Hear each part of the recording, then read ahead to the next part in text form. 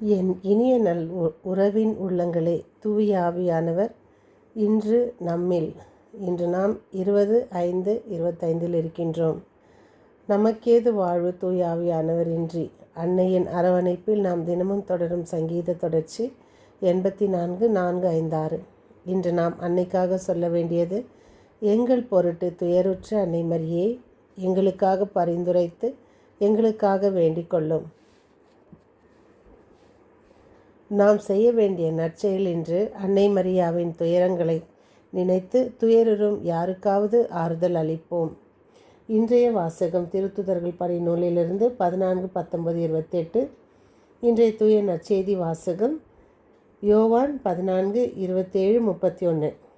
அமைதி என்பதைத்தான் மனிதன் தேடி ஓடுகிறான். எங்கே நிம்மதி என்று அழைக்கின்றார். ஆண்டவர் சொல்கின்றார்: அமைதியை உங்களுக்கு கொடுக்கின்றேன், என் அமைதியை உங்களுக்கு கொடுக்கின்றேன். உலகம் தரும் அமைதி அல்ல. இவ்வுலக அமைதி நிலையற்றது. இன்பம் கொடுப்பது, துன்பம் இல்லாமல் இருக்க வேண்டும் என்று நினைப்பது வெளிப்புற வெறுமையான ஒன்று. ஆனால் இயேசு தருகின்ற அமைதி நிரந்தரமானது, ஆழமானது, இதமானது, எந்த சூழ்நிலையிலும் சமாளிக்கக்கூடியது. இறைவனோடு இணைந்திருப்பதால் அது கடவுள் தரும் அமைதி. இயேசுவின் பிறப்பு நிகழ்வே மண்ணுலக மாந்தருக்கு அமைதி உண்டாகுக என்று விண்ணவர் பாடினர். கிறிஸ்துவில் உயிர்த்து தன் சீடர்களுக்கு தோன்றிய போது அவர் சொன்ன வாழ்த்து அமைதி உங்களுக்கு உரித்தாகுக என்பதாகும்.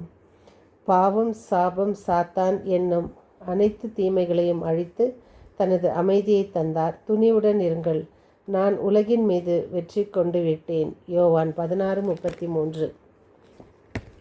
அன்னை மரியா தன் மகன் சிலுவையில் அறையப்பட்ட போது அனுபவித்த துயரம். அன்னை மரியா இயேசுவின் அடக்கம் குறித்து அடைந்த குழப்பத்தால் விளைந்த துயரம். அன்னை மரியா இயேசுவின் உடல் அடக்கம் செய்யப்பட்ட போது அடைந்த வேதனை.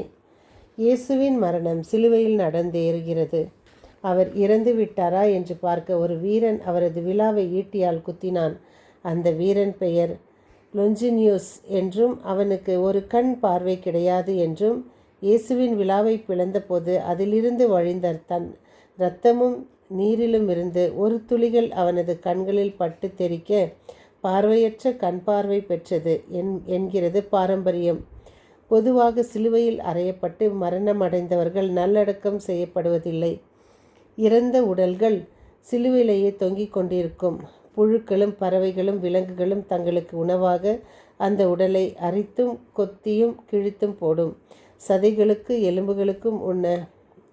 சதைகளும் எலும்புகளும் உண்ணப்பட்டு மீதமுள்ளவை காய்ந்து நைந்து சிலுவையிலிருந்து உதிர்ந்து அப்பகுதி நிலத்தில் விழுந்து எங்கும் சிதறி கிடக்கும். எனவே தான் அந்த இடம் மண்டையோடு என அழைக்கப்பட்டது. மரியன்னைக்கு தன் மகனின் உடலுக்கு இக்கதி தானே நேரிடும் என்ற கவலையும் சேர்ந்து கொண்டது. ஏனெனில் உடலை சிலுவையிலிருந்து கீழே இறக்கி அடக்கம் செய்ய வேண்டுமானால் ரோமை ஆளுநரிடம் அமைதி பெற்று ஆக வேண்டும். சாதாரண தச்சு தொழிலாளியின் மனைவியாக வாழ்ந்த மரியாவுக்கு ரோமை ஆளுநரை நெருங்க முடியுமா?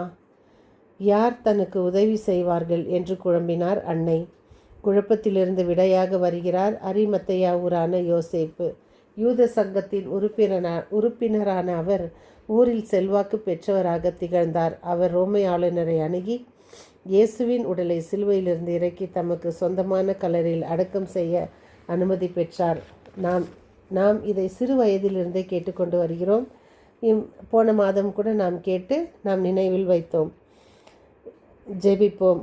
வியாகுல அன்னையே, சிலுவை அடியில் உம் திருமகன் இதோ உம் தாய், இதோ உம் மகன் என்ற இயேசுவின் வார்த்தைகளை ஏற்றுக்கொண்டதால் நீ கிறிஸ்தவர்களாகிய எங்களுக்கும் அனைத்துலக மாந்தர்களுக்கும் தாயாக இருக்கின்றீர். ஆகவே இதோ உம் திருமுன் அமைந்திருக்கும் நாங்கள் எங்களையே உமக்கு அர்ப்பணிக்கின்றோம். அன்னை மரியாள் செய்த புதுமைகளில் ஒரு சில: பெரும் செல்வ செழிப்பில் வாழ்ந்த கைம்பெண்ணுக்கு அவர் ஒரே மகன். தாய் அவனை மிகவும் நேசித்து வந்தாள். ஒரு நாள் அந்த மகனை முரடன் ஒருவன் வலு சண்டையிட்டு கொன்றுவிட்டான். பையன் இறந்துவிட்டான் என்று அறிந்ததும் கொலைக்காரன் தப்பி ஓடி ஒரு வீட்டுக்குள் புகுந்தான். அவன் கொலை செய்த சாகடித்த பையனின் வீடு. அப்பொழுது காவலாளர்கள் பையனின் உடலை அந்த சீமாட்டியின் வீட்டிற்கு கொண்டு வந்தனர். அப்பொழுது அப்பொழுது தான் மகன் கொல்லப்பட்டான் என்பதை அறிந்தாள். மேலும் அறைக்குள் சென்றபொழுது ஒரு மனிதன் ஒளிந்து கொண்டிருந்ததையும் அவனே தன் மகனை கொன்றவன் காவலருக்கு பயந்து தன் வீட்டில் வந்து மறைந்து கொண்டிருக்கிறான் என்பதையும் அறிந்தாள். இறந்த மகனுக்காக கதறிய அன்னை ஒரு கணம் தன் வீட்டில் மறைந்து கொண்டிருந்த கொலைக்காரனை காவலரிடம் காட்டி கொடுக்க எண்ணினாள்.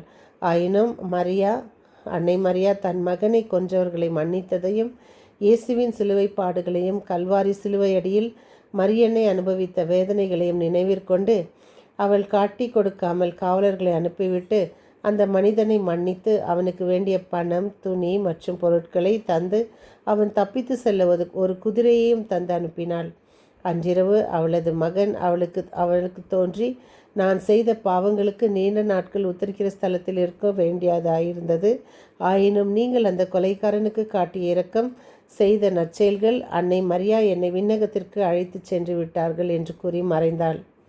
கிறிஸ்தவர்களாகிய நாமும் மன்னிக்கும் மனப்பான்மை கற்றவர்களாக தாராள மனதுடன் மன்னிப்பை வழங்குவோம்.